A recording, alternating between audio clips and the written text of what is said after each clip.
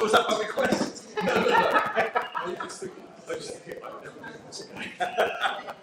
This was about 2/3 the way. Look, you've done it well.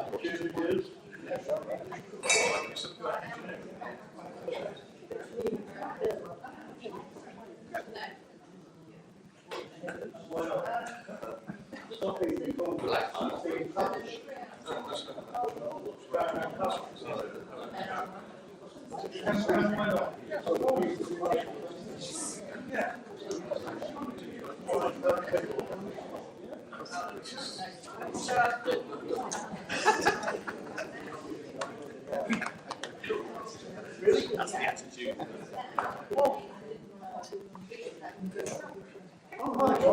Hello, John. How are you?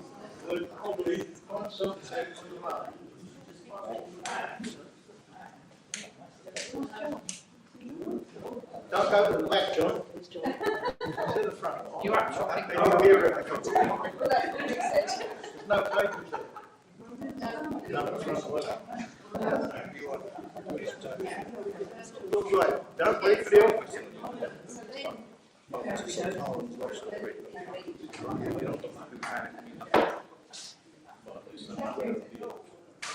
Oh, makes sense.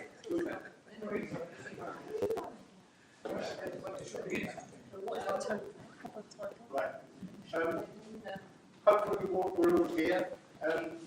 Thank you for coming to this poetry recital evening, which is basically an excuse to have a drink and I'm really pleased that so many people have volunteered to do a presentation. We've got a variety of stuff. I hope entertains you all. You've got a list, or there is a list about for everyone. We're going to go through the list from top to bottom. In the first half, we'll do one presentation each. Then we'll have a break for 10 minutes or so, or longer. And then we'll go through the list again. And if anybody wants to do 1, 2, or 3 pieces, happy days, as many as you like. I thought on the timetable of things that it would go on forever, but when I went through my piece and realised how quickly you can get through things, I think we'll all be going up ourselves. But never mind that. Thanks for coming. I hope you enjoy it. Thank you.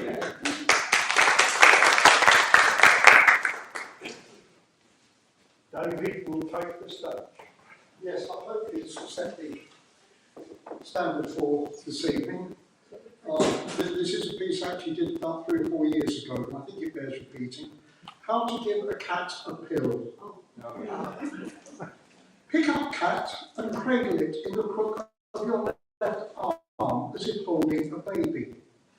Position right forefinger and thumb on either side of cat's mouth and gently apply pressure to cheeks while holding pill in right hand. As cat opens mouth, pop pill into mouth. Allow cat to close mouth and swallow. Retrieve pill from floor and cat from behind sofa. Cradle cat in left arm and repeat process. Retrieve cat from bedroom and throw soggy pill away. Take new pill from foil wrap. Cradle cat in left arm, holding rear paws tightly with left hand. Force jaws open and push pill to back of mouth with right forefinger. Hold mouth shut for a count of 10. Retrieve pill from goldfish bowl and cat from top of wardrobe. Call spouse from garden. Kneel on floor with cat wedged firmly between knees, holding front and rear paws. Ignore low growls emitted by cat. Get spouse to hold head firmly with one hand while forcing wooden ruler into mouth. Drop pill down ruler and rub cat's throat vigorously. Retrieve cat from curtain rail. Get another pill from foil wrap. Make notes to buy new ruler and repair curtains. Carefully sweep shattered figurines and vases from half and set to one side for gluing later. Wrap towel, cat in large towel, and get spouse to lie on cat with head just visible from below armpit. Put pill in end of drinking straw. Force mouth over with pencil and blow down drinking straw. Check label to make sure pill not harmful to humans. Drink 1 beer to take taste away.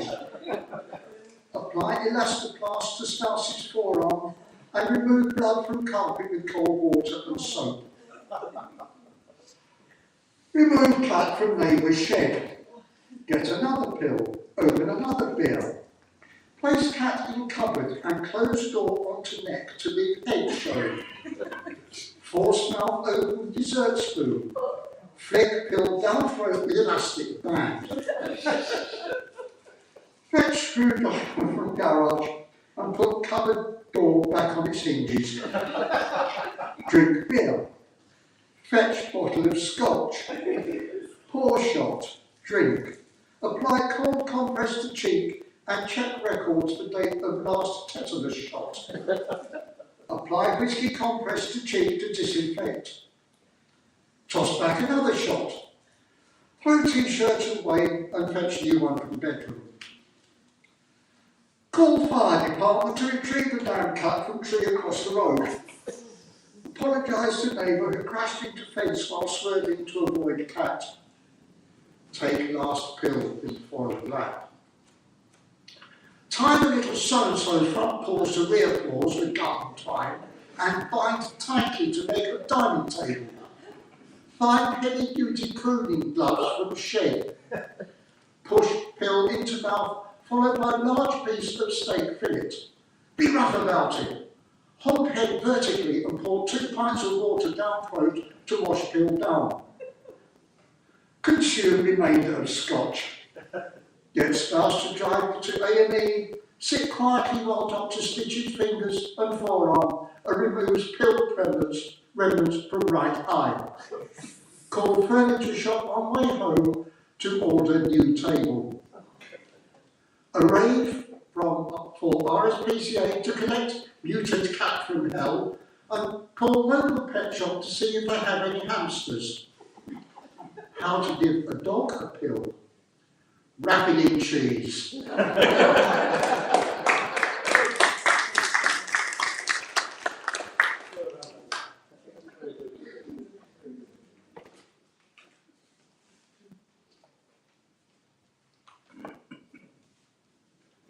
Well, I'm going to cheat and do 2 because I'm the vicar. First one's to make you think, and it's called Church is a Verb, and it's by Geoffrey Rust. Church mice, church music, and church history all try to tell us it's an adjective. Others have chiselled or boxed it into a noun, a building, or a social club. But don't be fooled, church is a verb. It's something that we do. It won't work in the singular. I can't church. You can't church. He, she, and it can't church. It takes the plural. Even God can't church alone. We church. And they can do it too, whatever we may think of what they do. It works best in the present tense, not with a prefix like or re. Don't let's say, let's church again, like we did last summer. It happens now, not then. It's not a complicated verb. It comes in simple sentences like, how are you? And, can I help? And, let us pray. It's often passive and just sits and listens. It's a highly irregular verb and won't do what it's told. It turns up anywhere with the most unlikely subjects. It can be said in any language or in none. We can't easily go to look at a church. We only find the evidence that church has happened somewhere. Something broken has been mended. Someone is alive. 2 are at 1. More is here now than there was before. In one case only, this verb is transitive. God churches us, and also churches through us. When we ask Christ to be among us, or make him known to someone, it's then that we are churching. There will come a time for church to get dressed up, ready for its marriage, ready to settle down and become a noun. But until then, church is the living word, spoken in verse.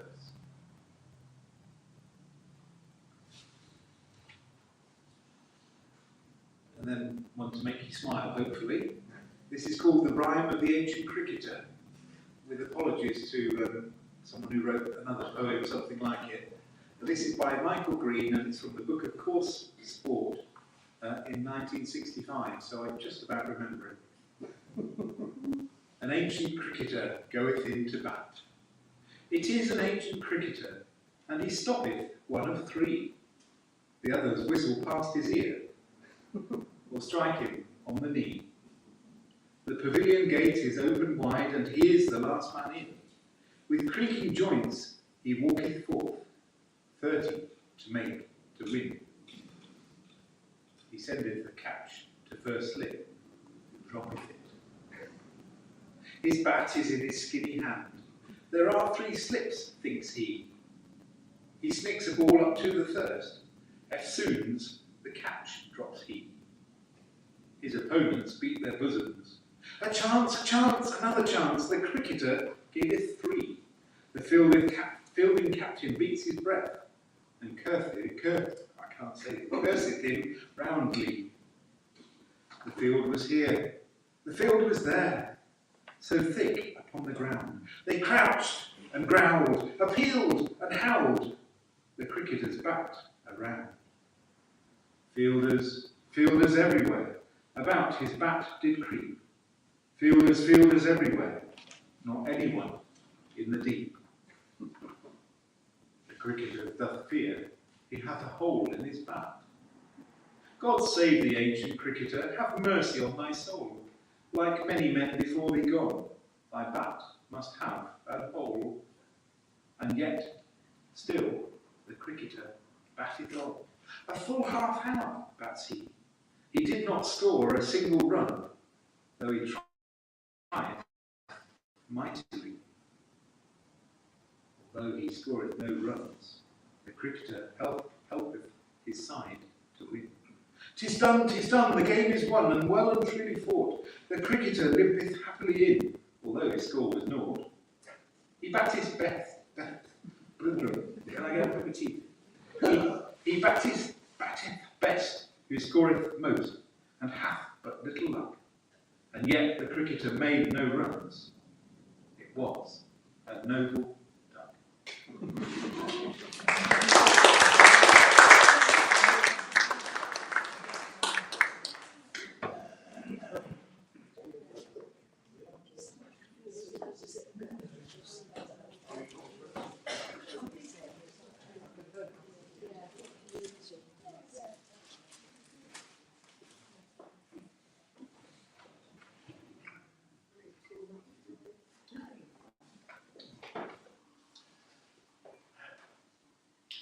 The Charge of the Light Brigade by Alfred Lord Tennyson. Half a league onward, all in the valley of death, rode the 600. Forward the Light Brigade, charge for the guns, he said. Into the valley of death, rode the 600. Forward the Light Brigade, was there a man dismayed? Not though the soldier knew, someone had blundered. Theirs not to make reply, theirs not to reason why, theirs but to do and die. Into the valley of death, rode the 600. Cannon to the right of them, cannon to the left of them, cannon in front of them, volleyed and thundered, stormed at with shot and shell. Boldly they rode, and well, into the jaws of death, into the mouth of hell, rode the 600. Flashed all their sabres bare, flashed as they turned in air, sabring the gunners there, charging an army while all the world wondered. Plunged in the battery smoke, right through the line they broke, Cossack and Russian, reeled from the sabre stroke, shattered and sundered. Then they rode back, but not the 600. Cannon to the right of them, cannon to the left of them, cannon behind them, volleyed and thundered, stormed at with shot and shell, while horse and hero fell. They that had fought so well came through the jaws of death, back from the mouth of hell. All that was left of them, left of 600. When can their glory fade? Oh, the wild charge they made. All the world wondered. Honoured the charge they made. Honoured the Light Brigade. Noble 600.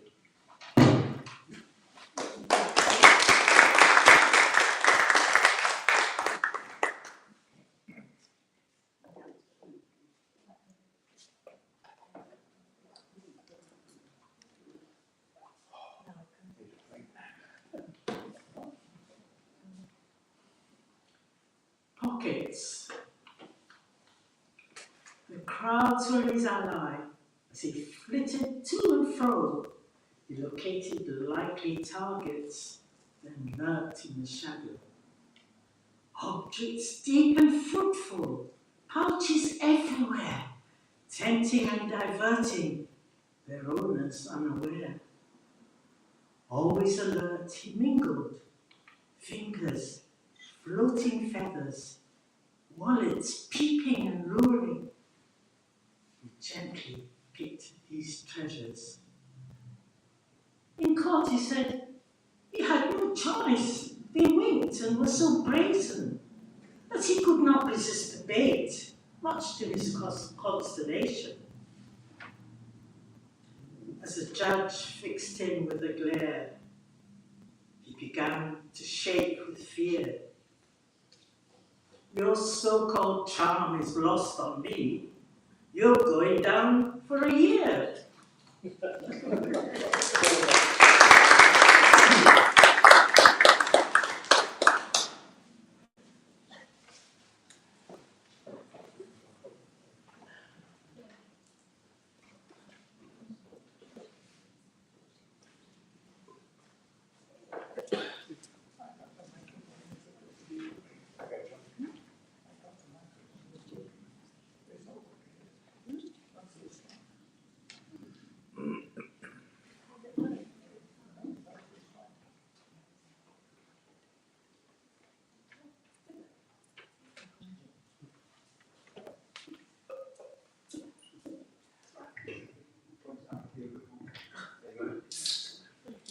It's not long with it, is it?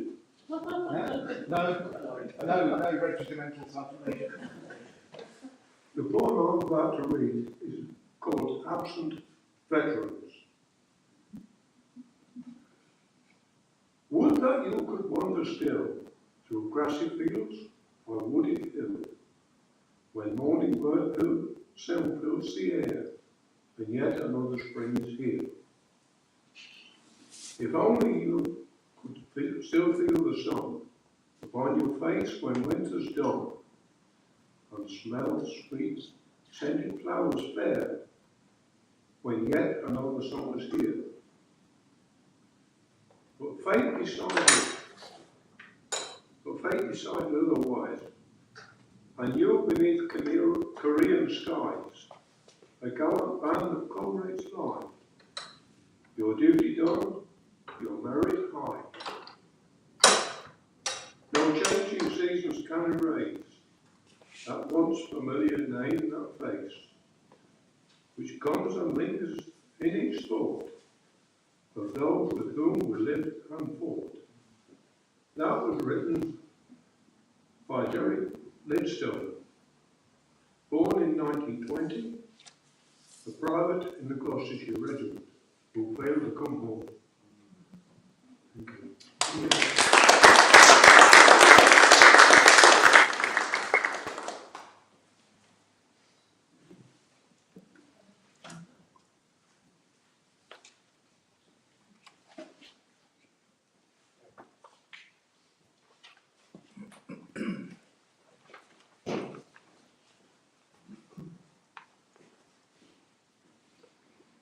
This is a poem by my favourite poet, Sean Benjamin, and I apologise to Philip for pinching it from you. Diary of a Church Mouse. Here, among the long discarded cassets, damp stalls and half-split open hassles. Here, where the vicar never looks, I nibble through old service books. Lean and alone I spend my days behind the Church of England plays. I share my long forgotten room with 2 oil lamps and half a broom. The cleaners never bother me, so here I eat my frugal tea. My bread is sawdust mixed with straw. My jam is polished from the floor. Christmas and Easter may be feasts for congregations and for priests, and so may Whitsun. All the same, they do not fill my meagre frame. For me, the only feast at all is autumn's harvest festival. I can satisfy my want with ears of corn from around the font. I climb the eagle's brazen head to burrow through a loaf of bread. I scramble up the pulpit stair and gnaw a marrow hanging there. It is enjoyable to taste these items ere they go to waste. But how annoying when one finds that other mice with pagan minds come into church my food to share, who have no proper business there. That 2 field mice who have no desire to be baptised invade the choir. A large and most unfriendly rat comes in to see what we are at. He says he thinks there is no God, and yet he comes. It's rather odd. This year, he stole a sheaf of wheat. It screamed our special preacher's seed. And prosperous mice from fields away come in to hear the organ play. Under cover of its notes, it ate through Altar's sheaf of oats. A lone church mouse who thinks that I am too papistical and high, yet somehow doesn't think it wrong to munch through our harvest evensong, while I, who starve the whole year through, must share my food with rodents who, except at this time of the year, not once inside the church appear. Within the human world, I know such goings on could not be so. For human beings only do what their religion tells them to. They read the Bible every day and always, night and morning pray. And just like me, the good church mouse, worship each week in God's own house. But all the same, it's strange to me how very full the church can be with people I don't see at all, except at Harvest Festival.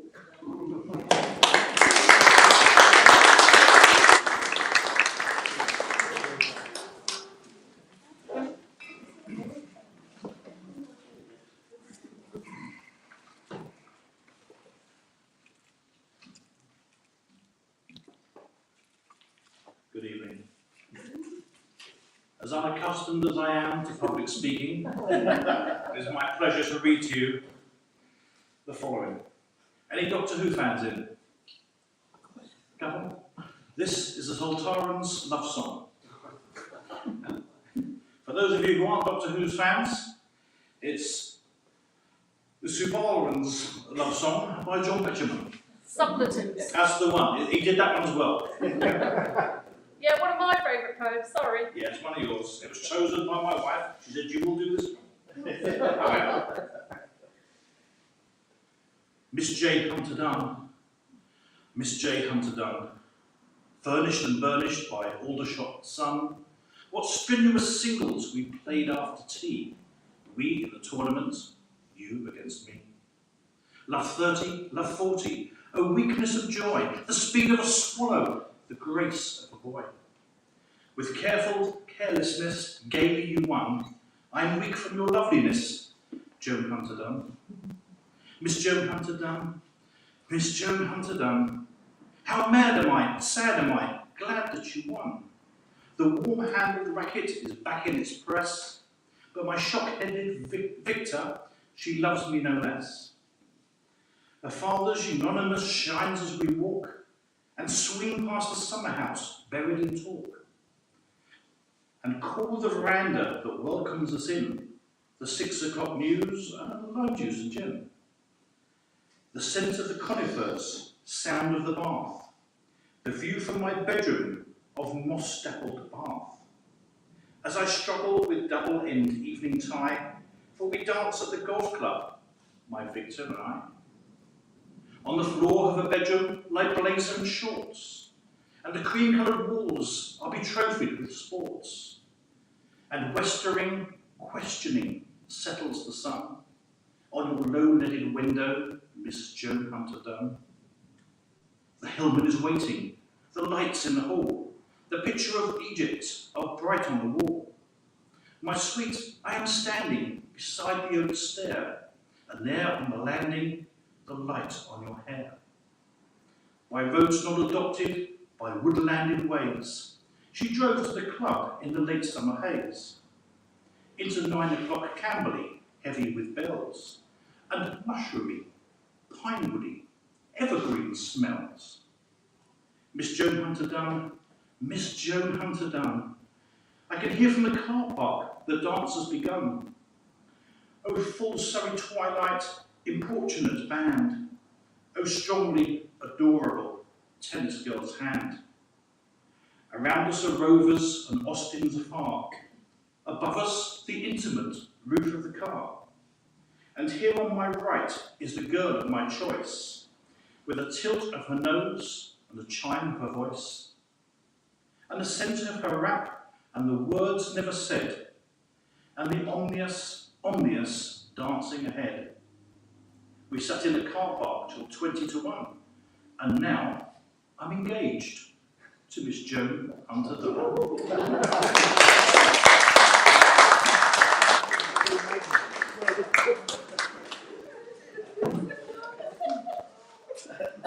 Can do it.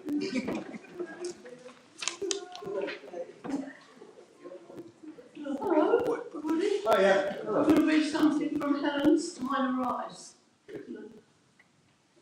It's about friendship.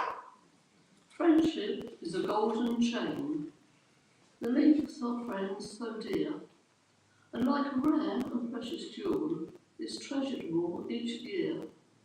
It's clasped together firmly with a love that's deep and true, and it's rich with happy memories and fond recollections too. Time can't destroy its beauty, for as long as memory lives, years can't erase the pleasure that the joy of friendship gives. For friendship is a priceless gift that can't be bought or sold, but to have an understanding friend is worth far more than gold. And the golden chain of friendship is a strong and blessed tie, binding kindred head parts together as the years go passing by.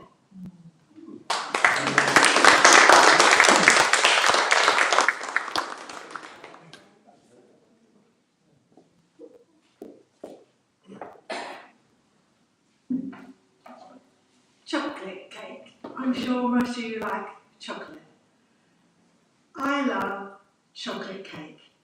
And when I was a boy, I loved it even more. Sometimes we used to have it for tea. And Mum used to say, if there's any left over, you can have it to take to school. Tomorrow to have at playtime.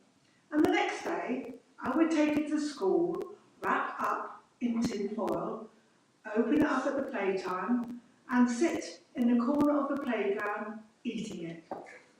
Now you know how the icing on top is all shiny and it cracks as you bite into it. And there's some other kind of icing in the middle, and it sticks to your hands and you can lick your fingers and lick your lips. Oh, it's lovely, yeah. Anyway, once we had this chocolate cake for tea, and later I went to bed. But while I was in bed, I found myself waking up, licking my lips and smiling. I woke up proper, the chocolate cake. It was the first thing I thought of. I could almost see it, so I thought, what if I go downstairs and have a little nibble? Yeah. It was all dark, everyone was in bed, so it must have been really late, but I got out of bed and crept out of the door. There's always a creaky floorboard, isn't there? Past Mum and Dad's room, Careful not to tread on bits of broken toys or bits of Lego. You know what it's like treading on Lego with your bare feet. Ooh. Downstairs, into the kitchen, open the cupboard, and there it is, all shining. So I take it out of the cupboard, put it on the table, and I see that there's a few crumbs lying about on the plate. So I lick my finger, and my finger all over the crumbs, scooping them up and put them into my mouth. Oh, nice. Then I look again, and on one side, where it's been cut, it's all crumbly. So I take a knife. I think I'll just tidy that up a bit. Cut off the crumbly bits, scoop them all up, and into the mouth. Really nice. Look at the cake again. That looks a bit funny now. One side doesn't match the other. I'll just even it up a bit, eh? Take the knife and slice. This time, the knife makes a little cracky noise as it goes to that hard icing on top. A whole slice this time, into the mouth. On the icing, the icing on top and the icing in the middle. Oh, lovely. But now, I can't stop myself. Knife, I just take any old slice of it, and I've got this great big chunk, and I'm cramming it in. What a greedy pig, but it's so nice. And there's another, and I'm squealing, and I'm smacking my lips, and I'm stuffing myself with it. And before I know, I've eaten a lot, the whole lot. I look at the plate, it's all gone. Oh no, they're bound to notice, aren't they? A whole chocolate cake doesn't just disappear, does it? What shall I do? I know, I'll wash the plate up and the knife and put them away, and maybe no one will notice, eh? So I do that and creep back to bed, into bed, doze off, licking my lips with a lovely feeling in my belly. In the morning, I get up, downstairs, have breakfast, Mum saying, "Have you got your dinner money?" And I say, "Yes, and don't forget to take some chocolate cake with you." I stop breathing. "What's the matter?" she says. "You normally jump at chocolate cake." I'm still not breathing, and she's looking at me very closely now. She's looking at me just below my mouth. "What's that?" she says. "What's what?" I say. "What's that there?" "Where?" "There," she says, pointing at my chin. "I don't know," I say. "It looks like chocolate," she says. "It's not chocolate, is it?" No answer. "Is it?" "I don't know."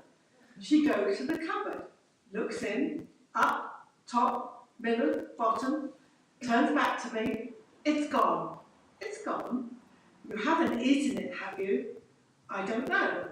You don't know if you've eaten a whole chocolate cake or not. When did you eat it?" So I told her, and she said, "Well, what could she say? That's the last time I give you any cake to take to school. Now go, get out. No, wait, not before you've washed your sticky face. Now go, get out. No, wait." I went upstairs, looked in the mirror, and there it was, just below my mouth, a chocolate smudge, the giveaway. Maybe she'll forget about it by next week.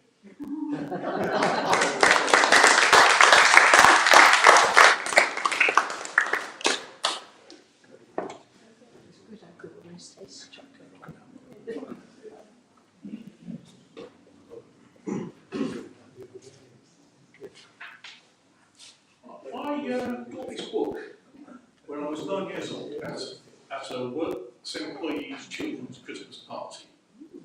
It made somewhat of an impression on me, particularly the piece I'm going to read to you this evening, which, when I find it, yep.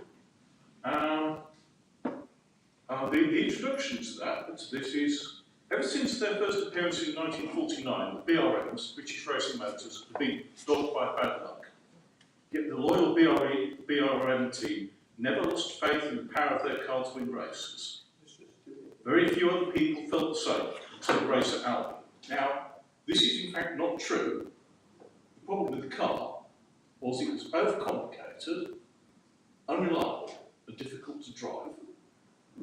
This piece is called Triumph at Albi. The Albi course itself is an impressive construction. An enormous grandstand on the crest of a flat horseshoe bend holds tremendous banks of spectators. Even at practice, some 50,000 enthusiasts turned up to see the cars and drivers competing for the best positions on the grid. And the sight was well worthwhile. The cars screamed into the first part of the bend, braking and changing down from 170 mile an hour straight and accelerated through at some 60 to 70 miles an hour to fling down a 2.5 mile section which twisted downhill into a village. We all set up shop in the pits opposite the stand and began to send our cars out. Fangio, Gonzalez and Wharton were the pilots of the 3 BRMs, and before long a battle was raging between Fangio and Ascari, both of whom were taking their cars to the limit in an effort to secure the pole position on the grid. The first day's practice ended with Fangio's lap time just a fraction better than Ascari's. The second day had 11 minutes to go when I told Fangio, through an interpreter of course, for he speaks no English, that Ascari, who was nearly a second slower, was about to make an 11-hour bid to clip his time. As Ascari went out, a hush came on crowds. They waited for him to return to the pit area from his standing lap. As he appeared at the beginning of the great horseshoe bend, we could see that he was driving his Ferrari superbly. He entered the bend in a beautifully controlled four-wheel drift, turning on the power precisely at the right moment and shot off into the distance. We felt a little glum. If this was his standing lap, what would his flying lap be like? We soon found out, as the loudspeakers grated out the news, he had trimmed Fangio's time by 1/5 of a second. Don't worry, I told Fangio, we still hold 2 out of the 3 front positions. Gonzalez's time is only a fraction less than yours. Anyway, there are only 2 or 3 minutes left. Fangio looked up and smiled. Calmly and silently, he took up his helmet, adjusted it carefully in his head, stepped into his BRM and roared off. As we listened to Fangio screaming out through the gears, I saw a marshal walking out to the finishing line with his black flag. In only a few minutes, practice would be finally over. But as the officials stepped up on the circuit, we heard the BRM lining up for the grandstand bend. The low green snout of the car appeared through the corner, exactly on the line that would take it through in the minimum time, and the car streaked towards the flag marshal, who had, by this time, been joined by 2 colleagues. I have never in my life seen flag marshals move so quickly. Fangio obviously had no intention of stopping, and they knew it. The 3 toppled smartly backwards onto the road with their flag over their faces as Fangio swept past them. Minutes later, we learned that he had beaten Ascari's time by 2.5 seconds. And now the practice really was over, and our #1 driver heading the list. The publicity that this feat attracted was amazing. The practice was on the same day that the French government fell, which was, of course, not an uncommon experience. Next day, the papers had the names Fangio and Ascari blazed all over the headlines, while the collapse of the French government rated only a snippet in a corner of the same page. I found out later that the headlines brought a number of people in the racing world over from Germany and Italy, people who had not originally intended to attend the race. Long before the first heat on race day, the crowds packed the stands and enclosures to capacity. The village of Saint-Géry, through which the circuit passes, was crammed with its inhabitants, some seated on the pavements, a mere handshake away from the line of cars would take later in the day. The church spire of the village had been used for years as a sort of unofficial grandstand, and on this day the local lads were hanging precariously to the masonry as usual, waving down to the masses below as they lunched on bread rolls and wine. The sun beat down on them. I understand that there are at least 350,000 spectators of this race, one of the largest gatherings I had ever seen in the sport. We spent the night checking and rechecking the cars.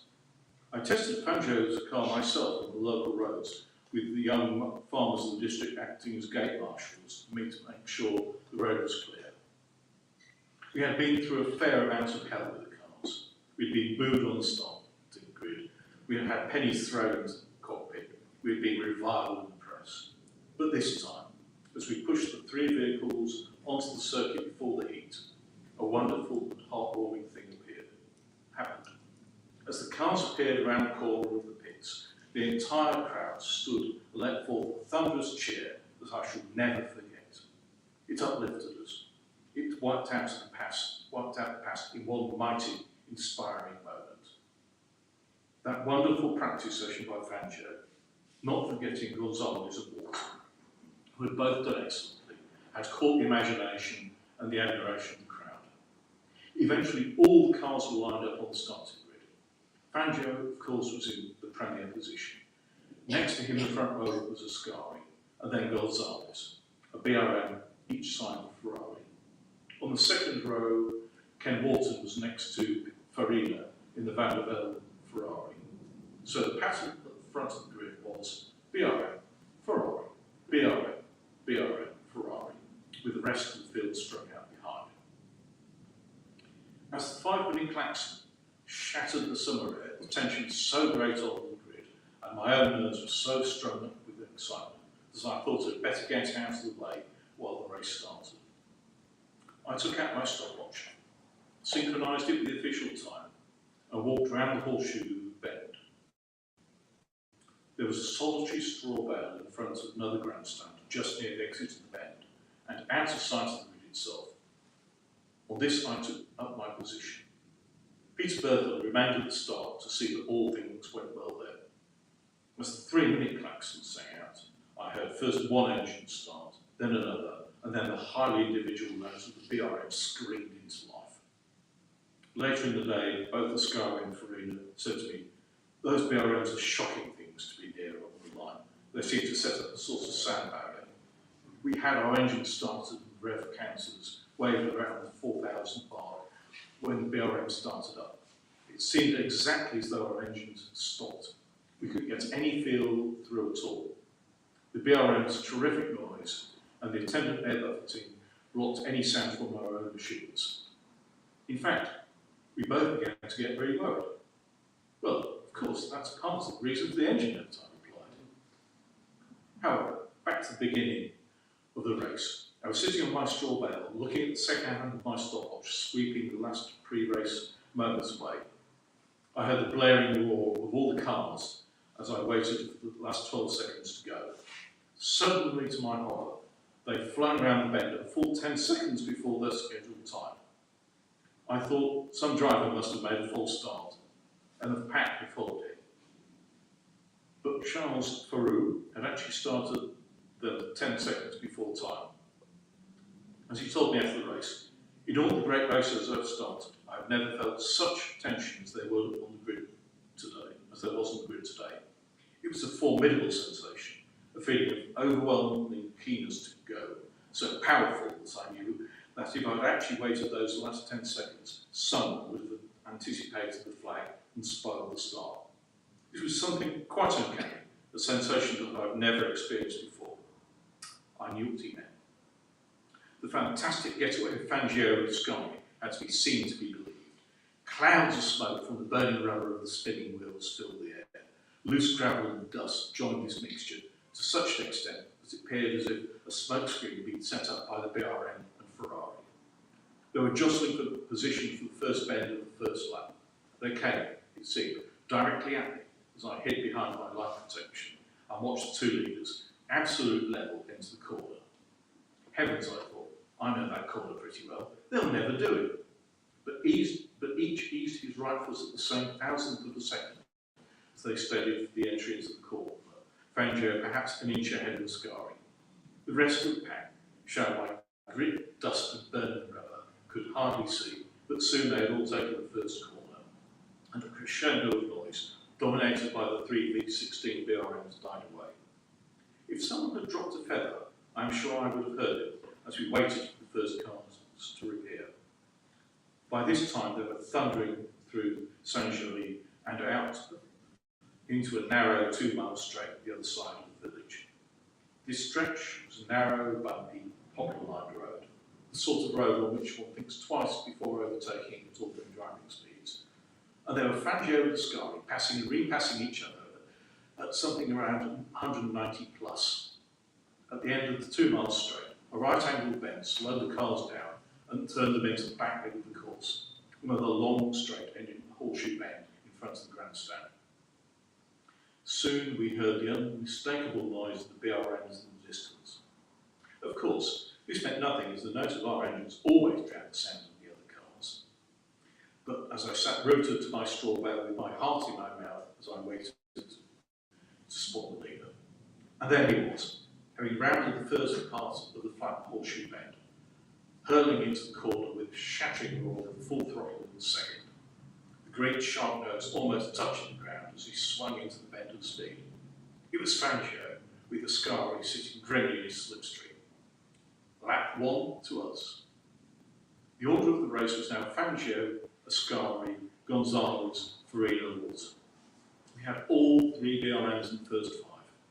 After what seemed like an hour of agonised waiting, Fangio shot into view again, exactly on the same line, executing exactly the same flick of the wheel as he entered the bend, looking cucumber cool. As he passed in front of me, I saw his relaxed face, his beautiful unruffled movements as he confidently held up Ascari, who was working feverishly in his efforts to keep in the picture. Next time round, Fangio came through, but Ascari had vanished. Farina followed, pursued by Gonzalez. I walked across the Ferrari pit just in time to see Ascari limping, get out of his car and put his goggles down on the pit counter in disappointment. His car had obviously had enough. And while I cannot say it gave me great pleasure, it was certainly a relief to see that we could put a Ferrari out of the race by sheer speed, and after only a couple of laps. The pace had simply wrecked the Ferrari. Then as the 5th lap changed to the 6th, Farina cruised into the pit, hopped out and shed his helmet and goggles. Another one out. That left us sitting pretty, 3 BRMs leading the field.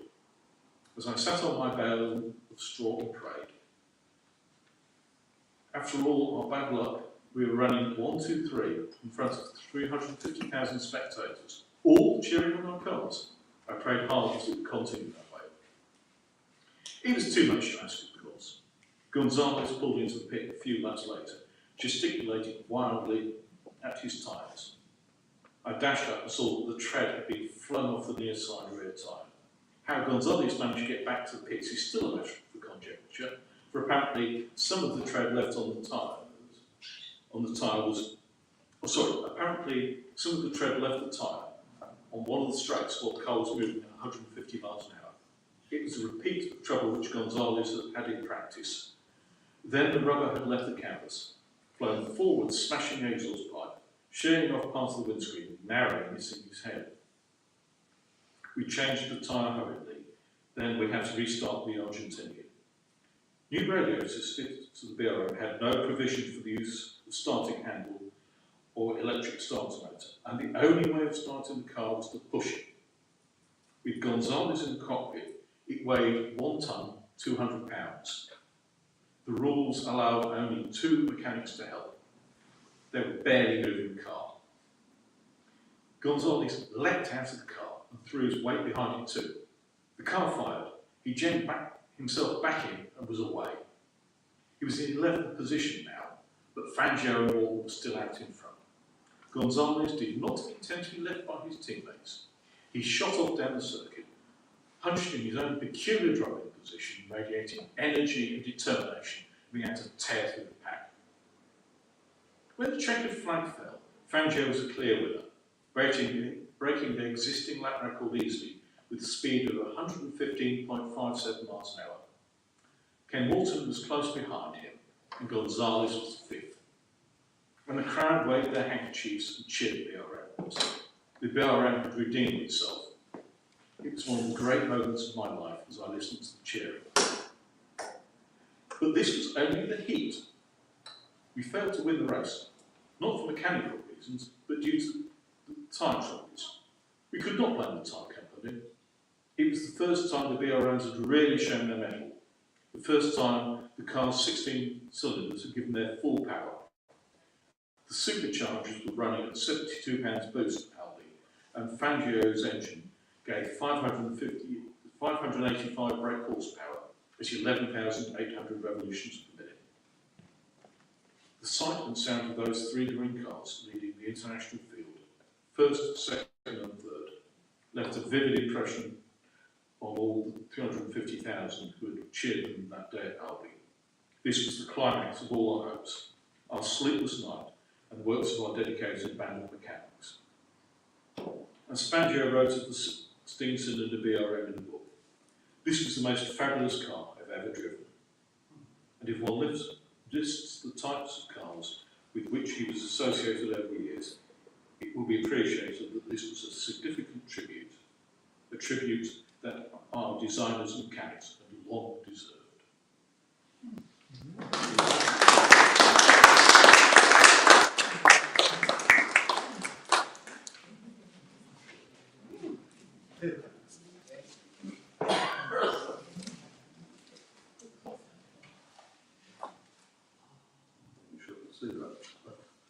This is a short poem in nonsense verse. Now, some of you may know it. If not, it's about a father who is exhorting his son to go into the woods to slay a fearsome monster. It was penned about 150 years ago by Lewis Carroll and forms part of Alice Through the Looking Glass. 'Twas brillig, and the slithy toads did gyre and gimble in the way, or mimsy where the borrow grows, and the moan wrath outgrey. Beware the jub-jub bird, my son, the jaws that bite, the claws that catch. Beware the jub-jub bird, and shun the frumerous bandersnatch. He took his vorpal sword in hand, long time the maxim foe he sought. So rested he by a tum-tum tree, and stood a while in thought. And as he stood in uffish thought, the Jabberwock, with eyes of flame, came whiffling through the tulgey wood, and burbled as it came.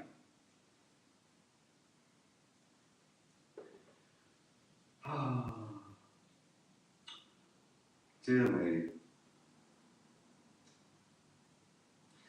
What next? 1, 2, 1, 2, and through, the vorpal blade went snicker-snack. He left it dead, and with his head he went galumphing back. Hast thou slain the Jabberwock? Oh, come to my arms, my beamish boy. Oh, frabjous day, Callooh Callay. He chortled in his joy. 'Twas brillig, and the slithy toads did gyre and gimble in the way, all mimsy where the borrow grows, and the moan wraths outgrey.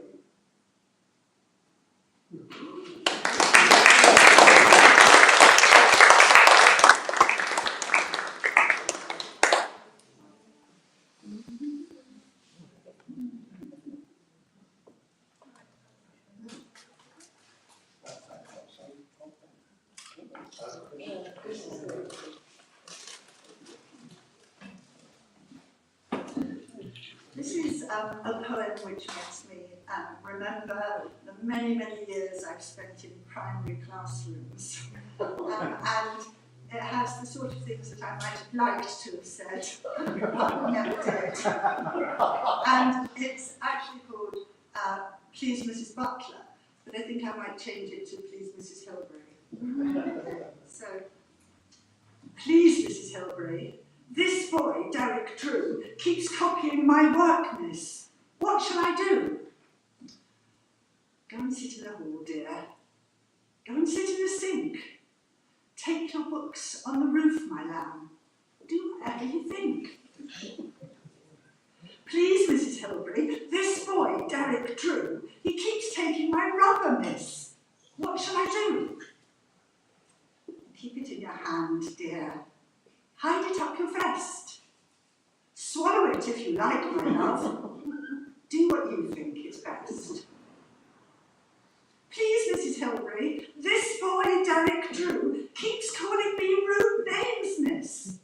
What shall I do? Lock yourself in the cupboard, dear. Run away to sea. Do whatever you can, my flower, but don't ask me!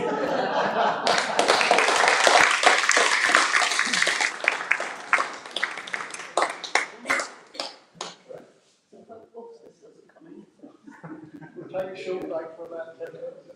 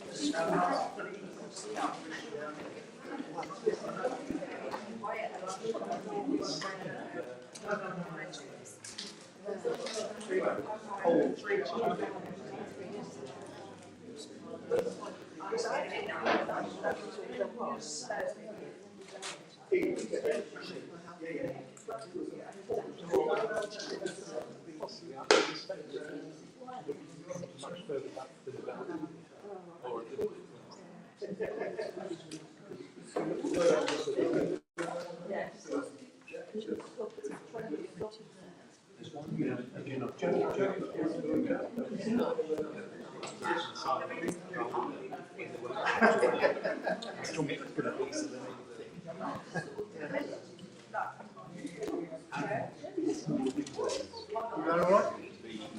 Good? Yes. Excellent.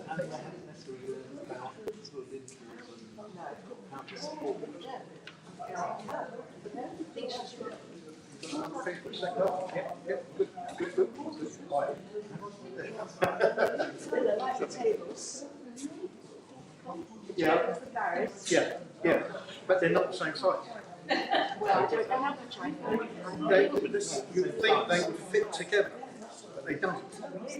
Almost, yeah. There's the slightest difference in size. They don't fit together comfortably.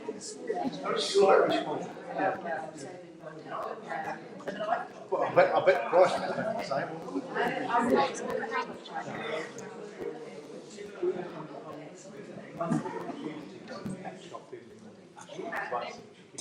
All right.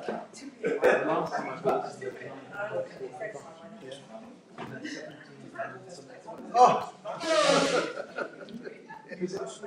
I bought something else as well. It came £34. Yeah. So chicken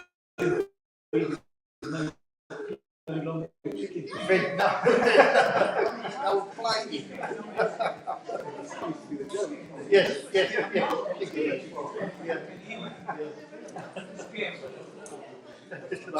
Peanuts.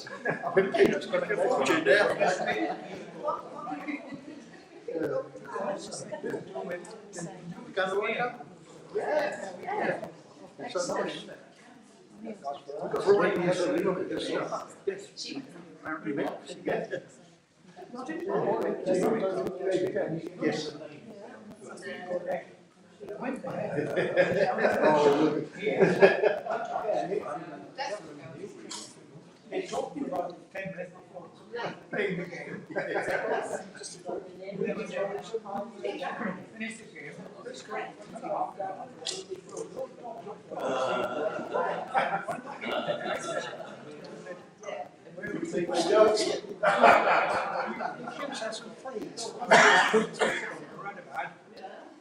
Now in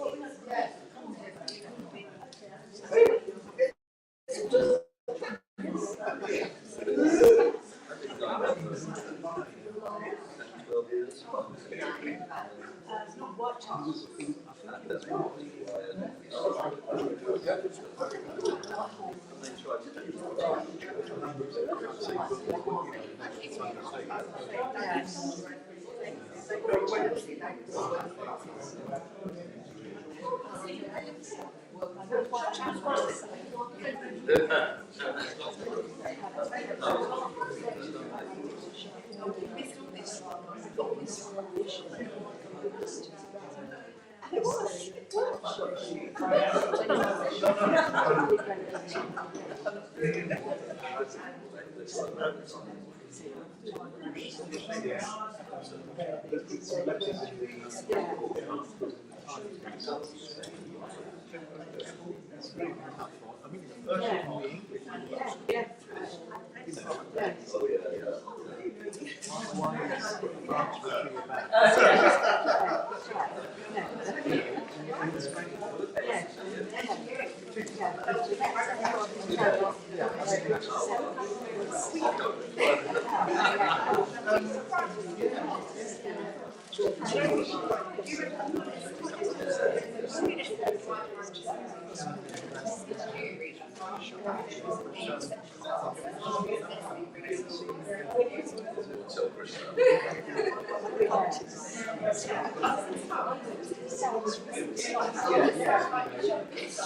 Yes, that's right.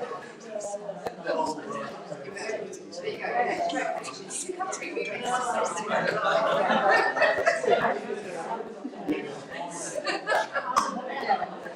you would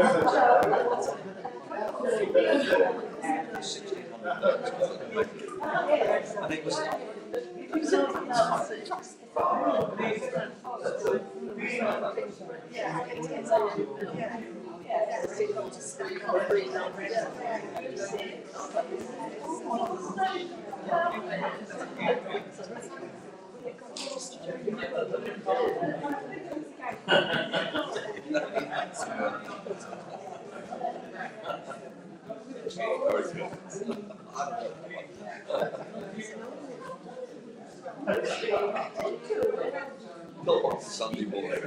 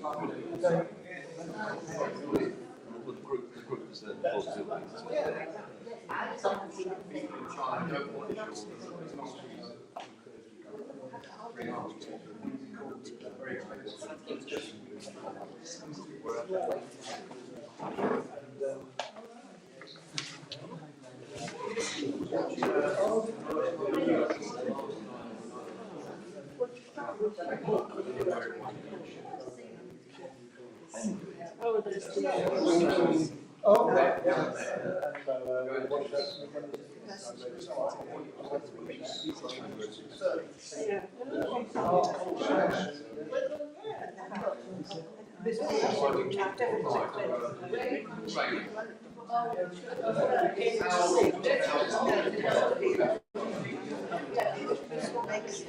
Yes, you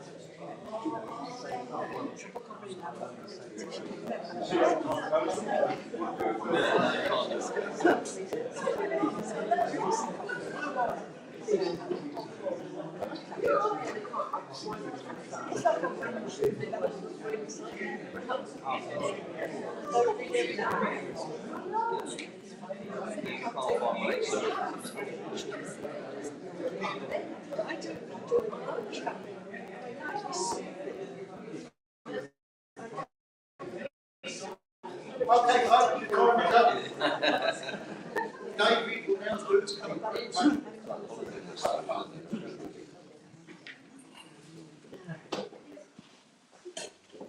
All right, this poem was written about 150 years ago by a maths lecturer at the University of Oxford, the Reverend Charles Ludwig Dodgson, better known as Lewis Carroll.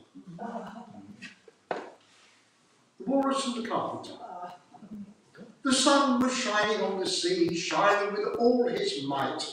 He did his very best to make the billows smooth and bright. And this was odd because it was the middle of the night.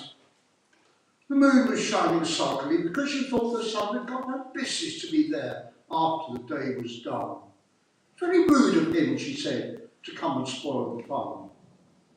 The sea was wet as wet could be. The sands were dry as dry. You could not see a cloud because no clouds were in the sky. No birds were flying overhead. There were no birds to fly.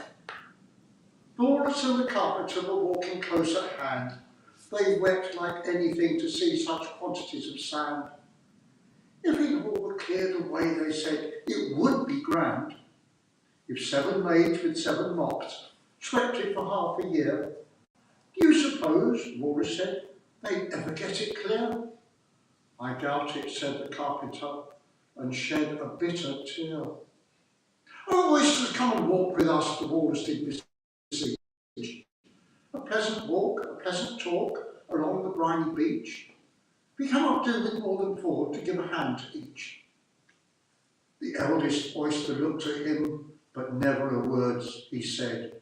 The eldest oyster winked his eye and shook his heavy head, meaning to say he did not choose to leave the oyster bed.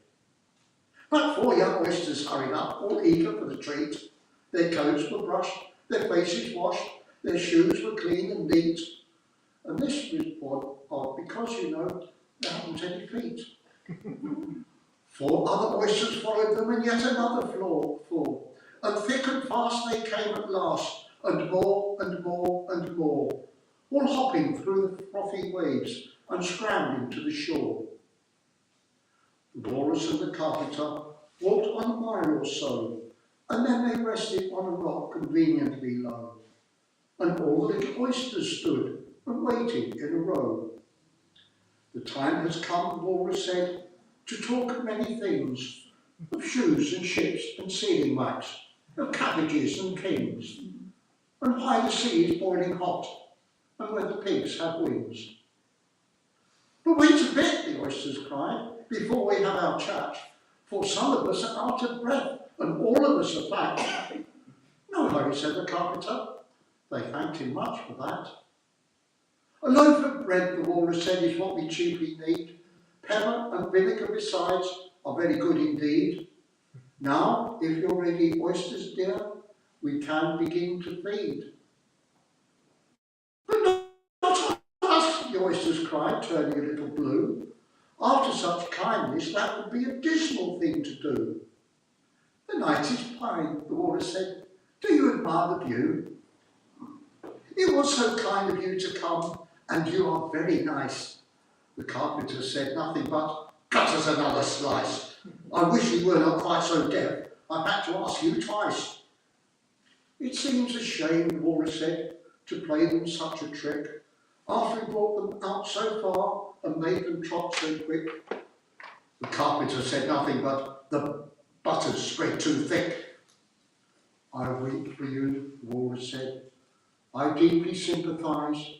With sobs and tears, he sorted out those of the largest size, holding his pocket handkerchief before his streaming eyes. Oh, oysters, said the carpenter, you've had a pleasant run. Shall we be trotting home again? But answer came there none. And this was scarcely odd because they'd eaten every one.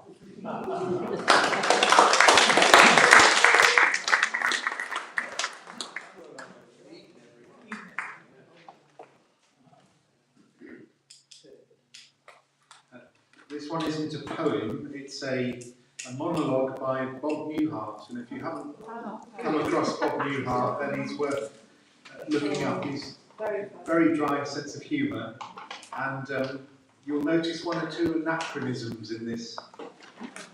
This is called Introducing Tobacco to Civilization. The introduction says, milestones are never really recognised right away. It takes 50 or 60 years before people realise what an achievement it is. Take, for instance, tobacco. It was discovered by Sir Walter Raleigh, and he sent it over to England from the colonies. It seems to me the uses of tobacco are obvious right off the bat. And I imagine a phone conversation between Sir Walter Raleigh and the head of the West Indies Company in England, explaining about this shipment of tobacco would go something like this. Ring, ring. Yeah? Who is it, Frank? Sir Walter Raleigh. Yeah. Put him on with you. Hey, Harry, do you want to pick up on the extension? Yeah, it's Nutty Walter again. Hi, Walter, baby. How are you, guy? How's everything going? Oh, things are fine here, Walt. Did we get the what? Oh, the boatload of turkeys. Well, yeah, they arrived fine, Walt. As a matter of fact, they were still wandering around all over London. Well, you see, that's an American holiday. What have you got for us this time, Walt? Another winner for us? Tobacco. What's tobacco, Walt? It's a kind of leaf, huh? And you bought 80 tons of it. Let me get this straight, Walt.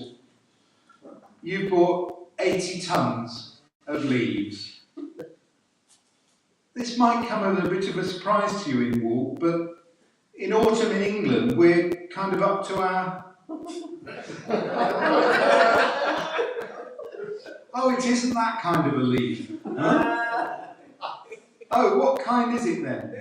Some special kind of food? No, not exactly. Oh, it has a different uses, like, what are some of the uses, Walt? Are you saying snuff, Walt? What's snuff? You take a pinch of tobacco and you shove it up your nose, and it makes you sneeze. Yeah, well, I imagine it would, Walt. Hey, goldenrod seems to do it pretty well over here. It has other uses, though.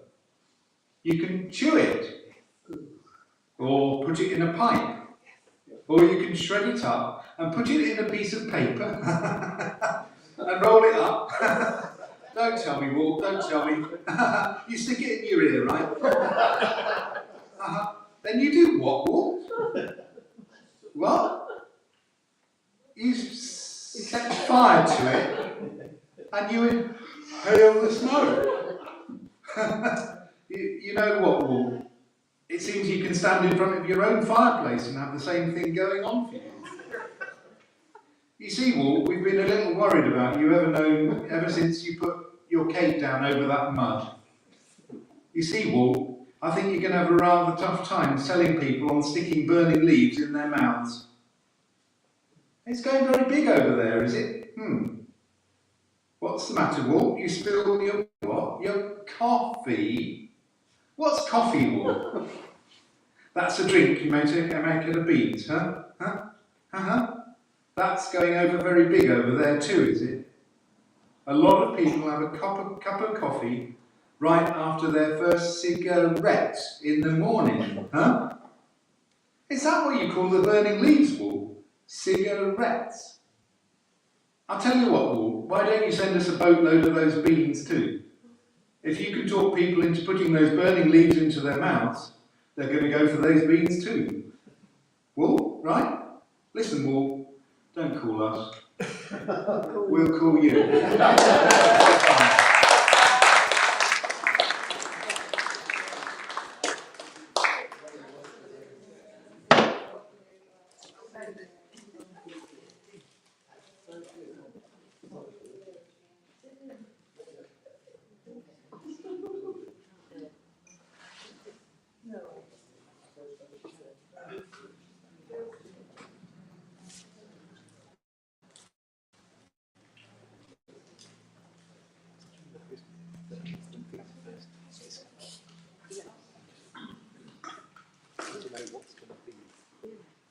Several years ago, I attended a piano course at the City Lit in central London. While I was there, I volunteered to play a piece composed by a Trinity Laban student, hoping it would cure my reluctance to play to an audience. The performance would take place at a concert of several pieces composed by Trinity Laban students and 24 preludes by Chopin. The concert was at St Lawrence Jewellery, Guildhall Yard in East London. Unfortunately, the task was more of a challenge than I had anticipated.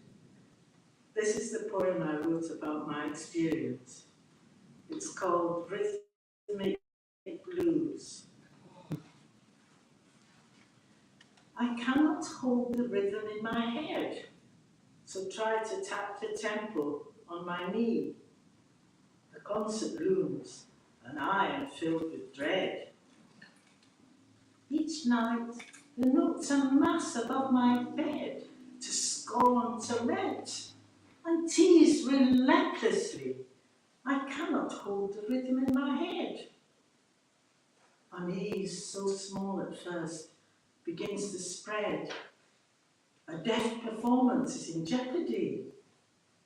The concert looms, and I am filled with dread. The beat maintains its stride. Sad tears are shed. Perhaps I'm in need of therapy. I cannot hold the rhythm in my head. My dreams of praise and glory have now fled. This errant cadence does not heed my plea.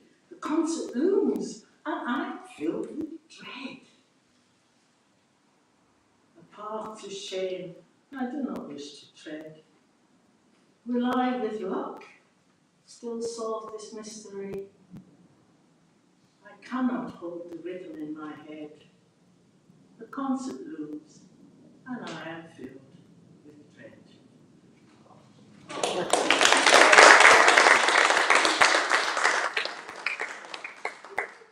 The concert was a great success.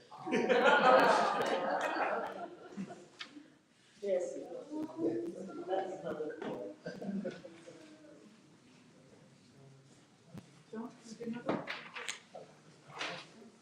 John?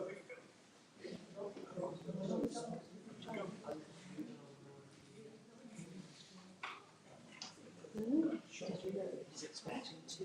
The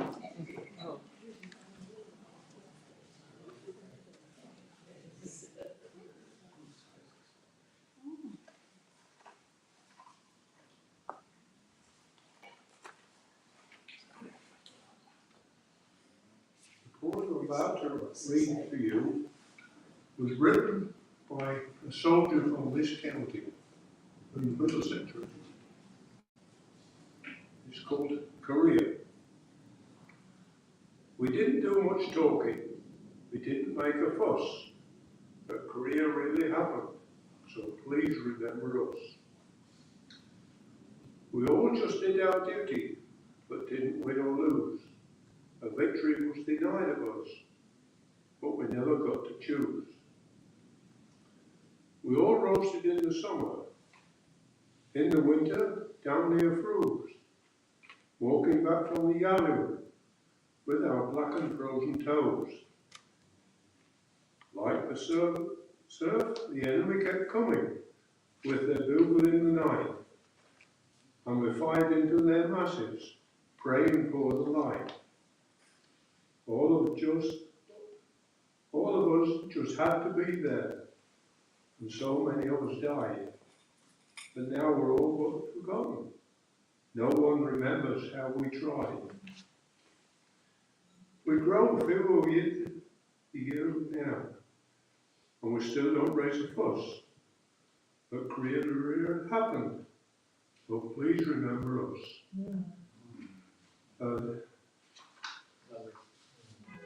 I'm rather proud of the fact that I served alongside the Middlesex Regiment. The Korean War started on the 25th of June 1950, when the North Koreans tried to take over the South.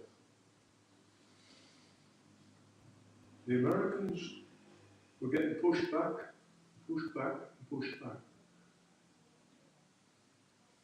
We landed in Busan on the 29th of August 1950. 2 days later, we were in action at the defence of the Nakdong River.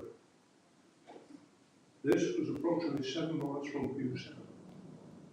That's how far the North Koreans had advanced. If they had got across the Nakdong River, there would be no South Korea today. It would be all one country under communist rule. But we were thrown into action 2 days after we arrived. Consequently, our brigade was awarded the highest honour by the South Korean government. We received what was called a Nakdong Defence Cross. Sometimes you'll see me wear it on the right-hand side of my blazer. It means a lot to me, because I lost several friends in various actions. It was a long walk. I mentioned the Yellow River in this poem. The Yellow River divides North Korea from Manchuria. Days were warm, and nights were cold. Sometimes it got down to -40 degrees at night. and that is covered. That's why we refer to Black and Toes. I have to follow up which I'm about to read to you, called The Fields of Crosses, written by Dennis Woods of the Royal Artillery. And all the new artillerymen here tonight. In the army, we commonly refer to the artillery as long-range snipers. They're always way behind the leading troops. The Field of Crosses. The years have passed in plenty since the times that I was there, and along with countless others, the burden for to share. Now I often think of those that stayed, detained against their will, neath the field of painted crosses on the side of a sun-baked hill. What price of gold and glory in the winning of the fight, with you not there to share it, but gone forever in our sights. But you are not forgotten, and this I remember too. But for the grace of God, I have shared that field with you. Thank you.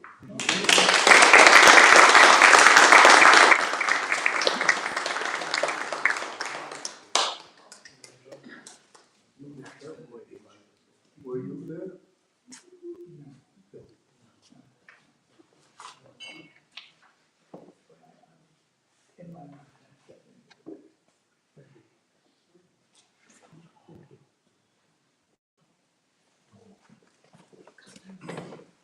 Even if there were artillerymen here, they wouldn't be able to hear because they're all deaf, I think.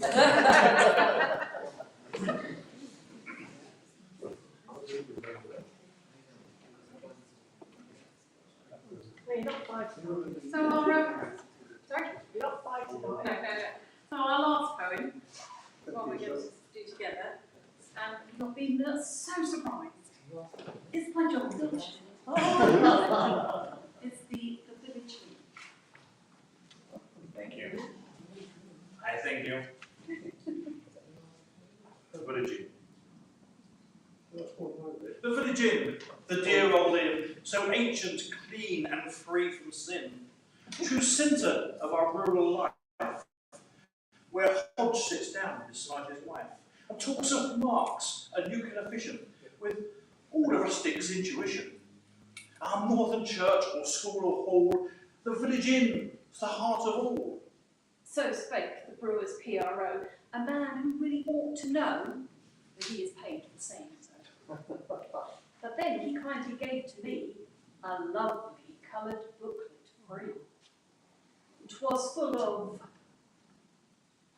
prose that sang the praise of coaching inns in Georgian days, showing how far public houses are more modern than the motor car, more English than the Weald or Wold, and almost equally as old, and run for love and not for gold. until I felt a filthy swine for loathing beer but liking wine, and rotten to the very core for thinking village inns poor and village poors more sure to roam to village inns than stay at home. But I thought I must be wrong, so up I rose and went along to that old village alehouse where The neon lights there. but where's the inn that once I knew, with brick and chalky wall, of which the knobbly pear tree grew, for fear the place would fall? Oh, that old pothouse isn't there. It wasn't worth our while. You'll find that we've rebuilt there in early Georgian style. But winter jasmine used to cling with golden stars ashine, where rain and wind would wash and swing the crudely painted sign. And where the roof of golden thatch, the chimney stack of stone, the crown glass panes that used to match each sunset with their own. Oh, now the walls are red and smart. The roof is emerald green. The neon signs a work of art and visible for miles. The bar inside was paper green, the settlers grained in oak. The only light was paraffin and the wood fire used to smoke. The photographs, from far and wide, were hung around the room. the hunt, the church, the football side, oh, and Kitchener of cartoon. Our air-conditioned bars are lined with washable material. The stools are steel, the taste refined, hygienic and ethereal. Hurrah, hurrah, For hearts of oak, away with inhibitions, for here's a place to sit and soak. in sanitary conditions.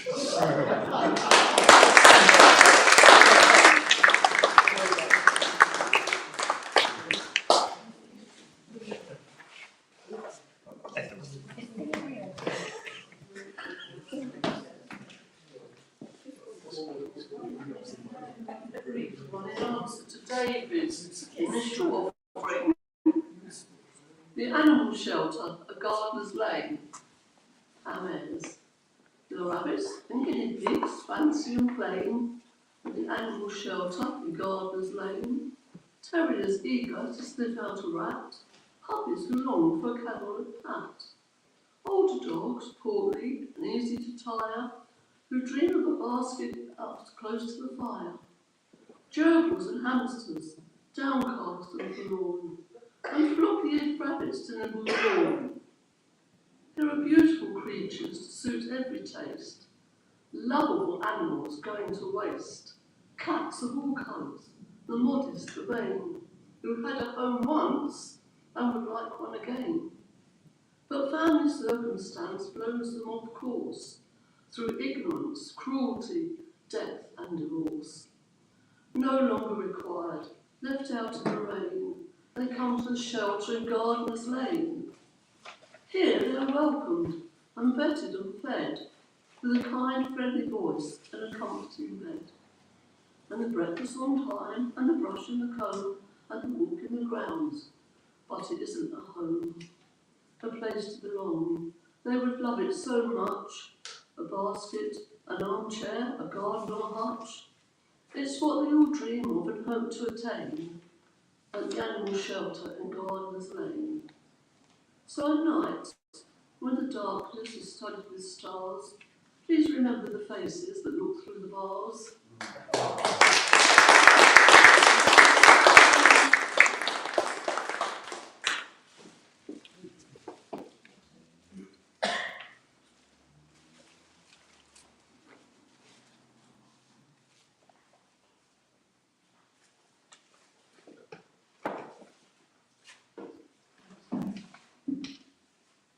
Go and get the right rhyme.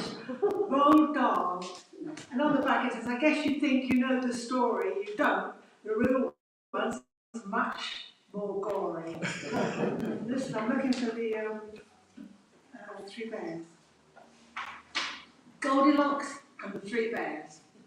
This famous, wicked little tale should never have been put on sale.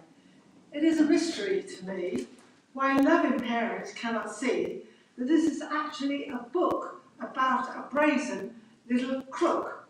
Had I the chance, I wouldn't fail to clap young Goldilocks in jail. Now just imagine how you'd feel if you had cooked a lovely meal. Delicious porridge, steaming hot, fresh coffee in the coffee pot, with maybe toast and marmalade, the table beautifully laid. One place for you and one for Dad, and another for your little lad. Then Dad cries, golly gosh, gee whiz, oh Christ, how hot this porridge is. Let's take a walk along the street until it's cool enough to eat. He adds, an early morning stroll, good's for people on the whole. It makes your appetite improve. It also helps your bowels to move. It also helps. No proper wife would dare to question such a sensible suggestion. Above all, not at breakfast time, when men are seldom at their prime. No sooner are you down the road than Goldilocks, that little toad, that nosy, thieving little louse, comes sneaking in your empty house. She looks around, she quickly knows 3 bowls of brimful of porridge oats. And while still standing on her feet, she grabs her spoon and starts to eat.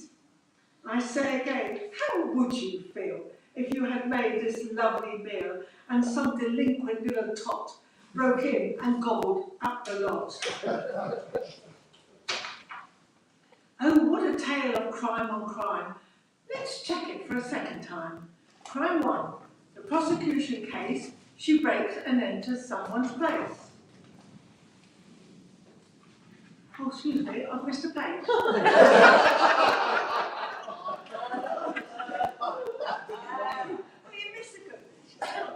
Wait, that's not the worst of it. Now comes the most distressing bit. You, of course, a house-proud wife, and all your happy married life, you have collected lovely things, like gilded cherubs wearing wings, and furniture by Chippendale, bought at some famous auction sale. But your most special valued treasure, the piece that gives you endless pleasure, is one small children's dining chair, Elizabethan, very rare.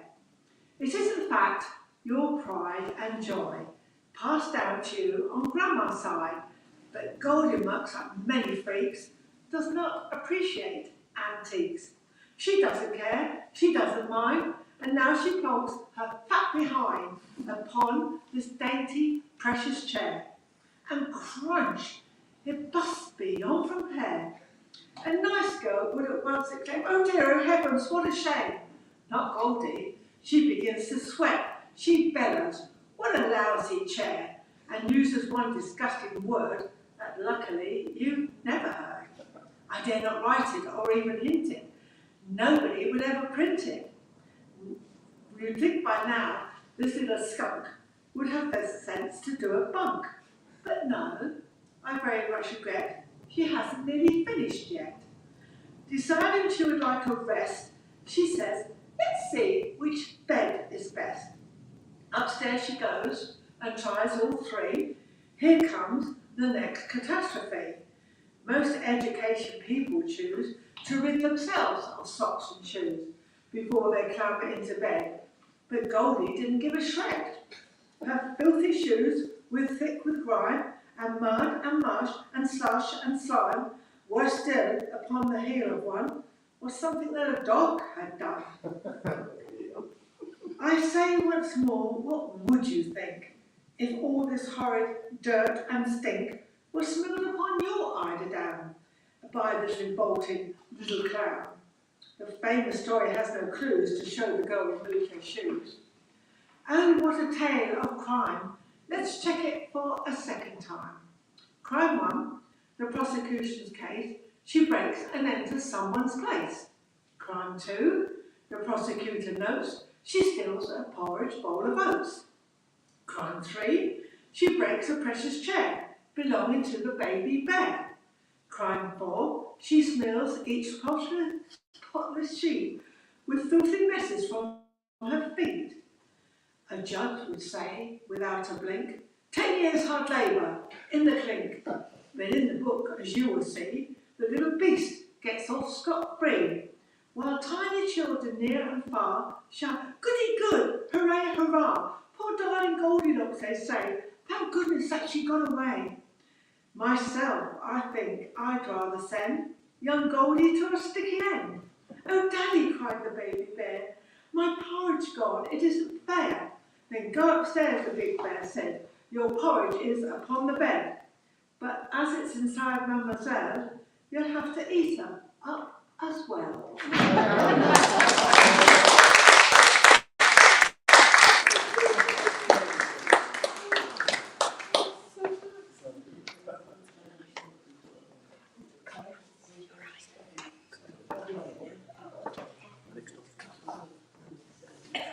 A couple of excerpts from Wings on My Sleeve, which is memoirs of Captain Eric Winkle Brown, naval test pilot.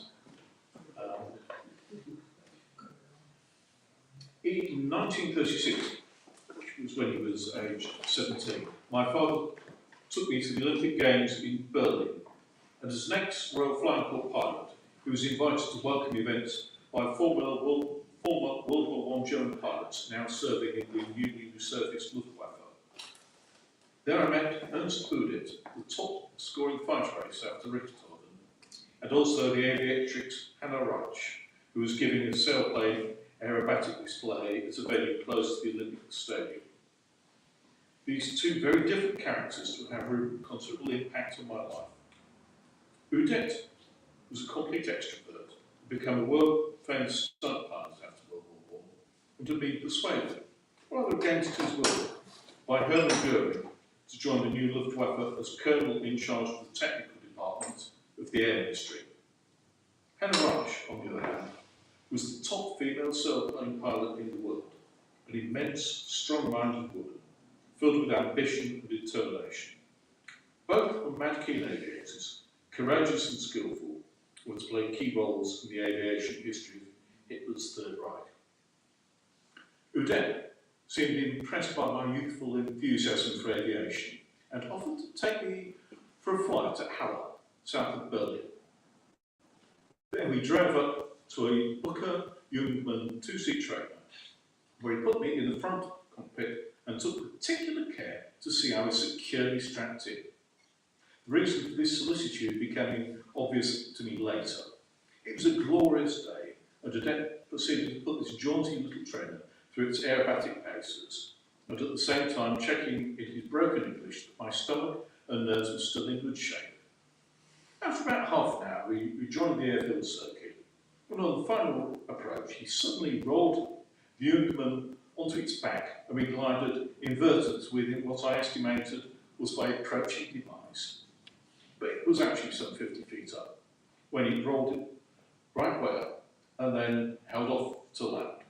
I was speechless, as he roared with laughter, hit me smartly between the shoulder blades, with a great yell of Hals and Bein, the German fighter pilot's greeting. From that moment, I was unswervingly dedicated to achieving that goal. He would later learn German and learn to fly, but at the end of World War II, he was sent to Germany as a test pilot who spoke German to evaluate remaining German aircraft. And he grabbed an opportunity to meet and, in theory, interrogate Hermann Göring. The meeting was arranged after Göring had been moved from Augsburg to the Palace Hotel at Bad Mondorf, some 12 miles from Luxembourg. From there, he was eventually to be moved to Stantrell at Nuremberg. I was flown to Luxembourg on the evening of 16th of June to overnight prior to a 1-hour session with Göring next morning. On arrival at the Palace Hotel, I was introduced to my invigilating officer, who briefed me that we were present throughout the interrogation, that I was restricted to aviation matters and neither touch on political matters nor on the invasion of Russia. When Göring entered the interrogation room, walking between two compartments, he looked pale and drawn, with dark semicircles under his eyes, and his uniform, stripped of all insignia, hanging rather loosely on his once bulky frame. At first he looked disinterested until he realised it was a pilot talking only aviation to him, and then he came to life. He listened very intently, thought a while before answering, and was cooperative and polite in replies. He even smiled quite a lot, and I began to feel a likable charisma about this rogue. The main questions I asked him were firstly, how he felt about the outcome of the Battle of Britain, which he proclaimed had been an indecisive draw, as he had to withdraw his forces in preparation for Operation Barbarossa, the invasion of the Soviet Union. Secondly, I asked him why he had never supported the formation of a heavy bomber force, as favoured by the new Luftwaffe's chief of staff, to attack Russia's armament producing industrial centres in the Urals. He said it would have been unnecessary because Hitler's blitzkrieg policy was intended to bring out a short all-out war and not a prolonged conflict.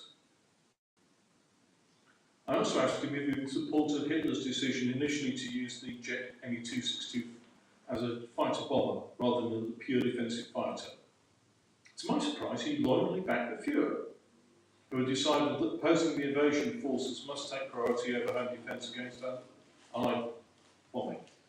Finally, I turned to his personal opposition to General Galland, who in the later stages of the war rebelled against the misuse of the formidable Me-262 jet fighter. Göring bridled somewhat at this, and he said He had wanted to court-martial Galland for insubordination, but Hitler would have had none of it, although displeased with the fighter race.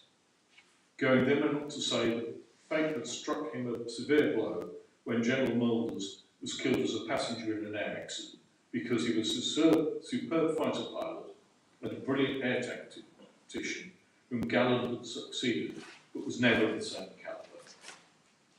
Throughout the interrogation, I was struck by two aspects of Gill's behaviour: his unswerving loyalty to Hitler and his readiness to admit responsibility for his own actions. Indeed, for a man who was almost certainly facing the death penalty as a war criminal, he gave a kamikaze performance. It gave me an uneasy feeling. He was certain in his own mind he was going to cheat the hangman's noose one way or another, as of course he did. Condemned for guilt unique in its enormity, he committed suicide on 15th of October 1946.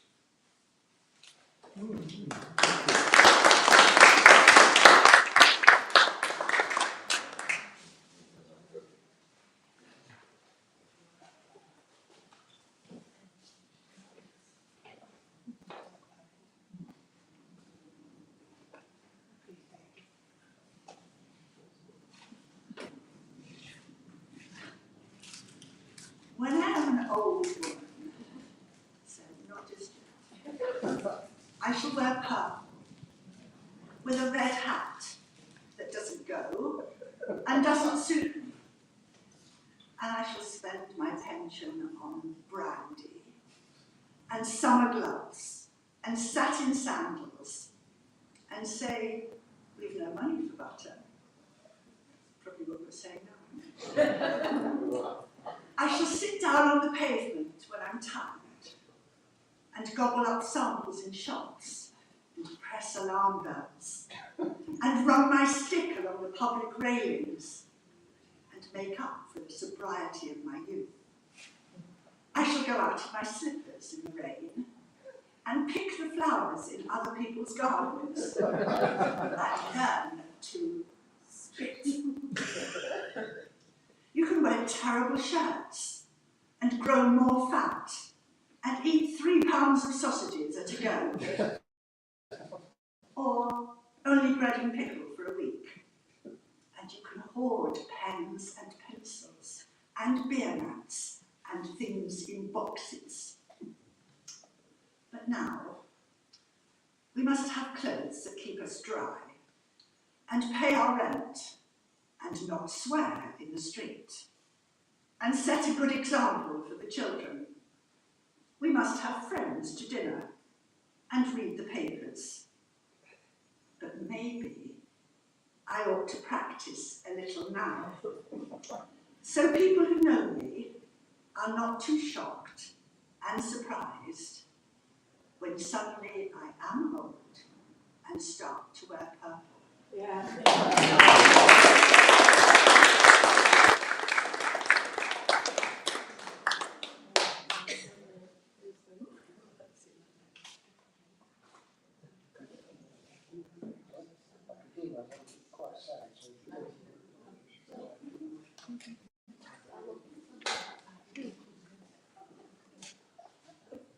Hello, that's everything we've got programmed for this evening.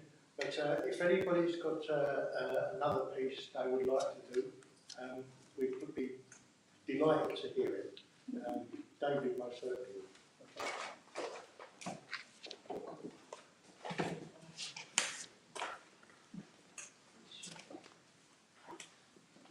This is a poem that's rather sad, so I hope somebody's got something jolly to finish with.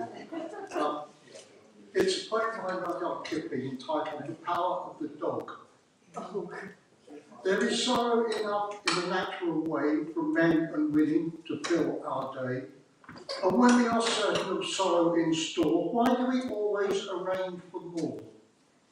Brothers and sisters, I bid you beware of giving your heart to a dog to tear. Buy a pup and your money will buy love unflinching that cannot lie. Perfect passion and worship fed by kicking the ribs or a pat on the head. Nevertheless, it is hardly fair to risk your heart for a dog to tear. When the 14 years which nature permits are closing in asthma or tumour or fits, and the vet's unspoken prescription runs to lethal chambers or loaded guns, then you will find it's your own affair, but you've given your heart to a dog to tear. When the body that lived your single will with its whimper of welcome is stilled, how still? When the spirit that answered your every mood is gone, wherever it goes for good, you will discover how much you care and will give your heart to a dog to tear. We've sorrow enough in a natural way when it comes to giving to burying Christian clay. Our loves are not given, but only lent, at compound interest of cent per cent. Though it's not always the case, I believe, that the longer we kept them, the more we do grieve. For when debts are payable, right or wrong, a short-term loan is as bad as long. So why in heaven, before we are there, should we give our hearts to a dog to tear? Yes, please.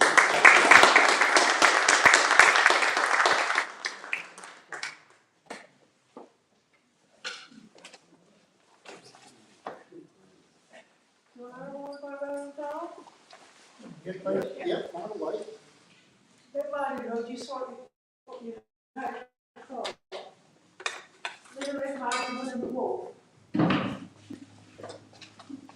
As soon as Wolf began to feel that he would like a decent meal, he went and knocked on Grandma's door.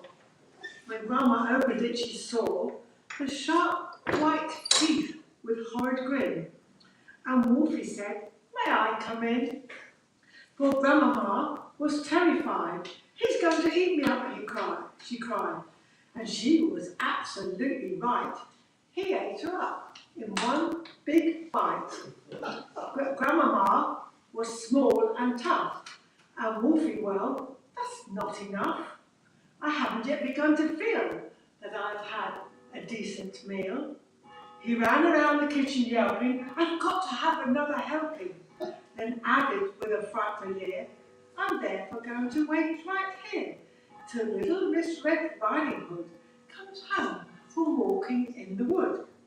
He quickly put on Grandma's shoes. Of course he had the nose. He dressed himself in coat and hat. He put on shoes, and after that he even brushed and curled his hair. Then sat himself in Grandma's chair. In came the little girl in red. She stopped, she stared, and then she said, "What great big ears you have, Grandma." "All the better to hear you with," the Wolf replied. "What great big eyes you have, Grandma," said Little Red Riding Hood. "All the better to see you with," the Wolf replied. He sat there, watching her, and smiled. He thought, "I'm going to eat this child. Compared with her old Grandmama, she's going to taste like caviar." Then Little Red Riding Hood said, "But Grandmama, what a lovely great big furry coat you have on." "That's wrong," cried Wolf. "Have you forgot to tell me what big teeth I've got?" "Oh well, no matter what you say, I'm going to eat you anyway." The small girl smiles, one eyelid flickers. She whips a pistol from her knickers. She aims it at the creature's head, and bang bang, she shoots him dead. A few weeks later, in the wood, I came across Miss Riding Hood. No silly hood upon her head. She said, "Hello, and do please note my lovely furry wolfskin coat."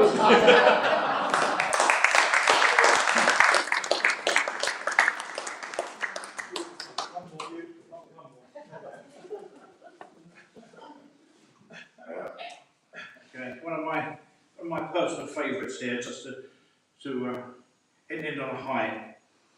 So Pam Ayres. Pam Ayres one, which I wish I looked after me teeth. Yes. Oh yes, yes.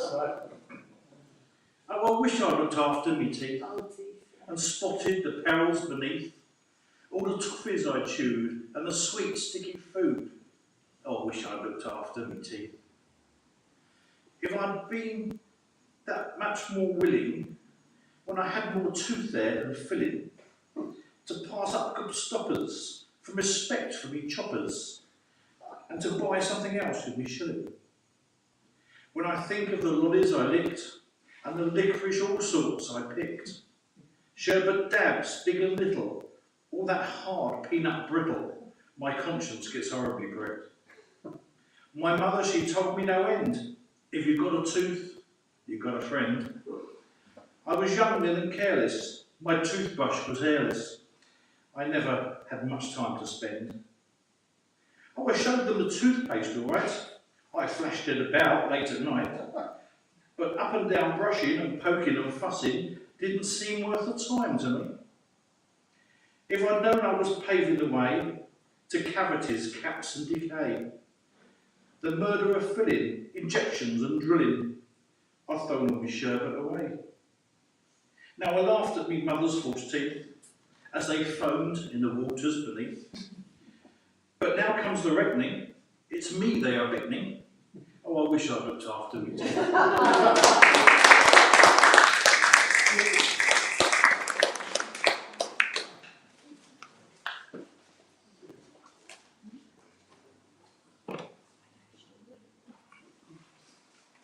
Caledonian haiku. Red deer graze. See, I haven't got it. Red deer graze.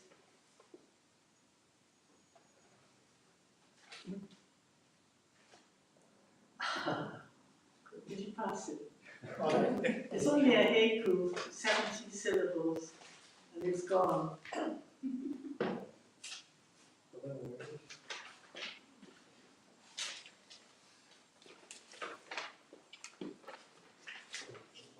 Yes. Red deer graze on hills, above the granite city, North Sea oil nurtures. It's a haiku is a poem of 17 syllables. It's Japanese origin.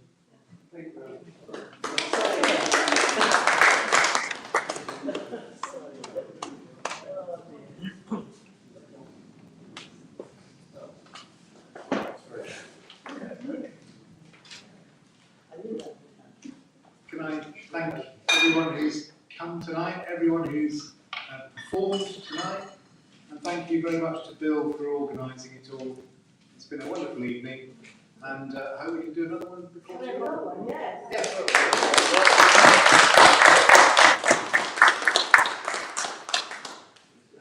God bless you and have a safe journey home. Thank you very much.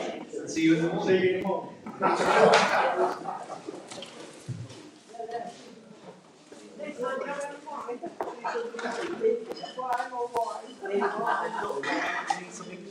Something weaker.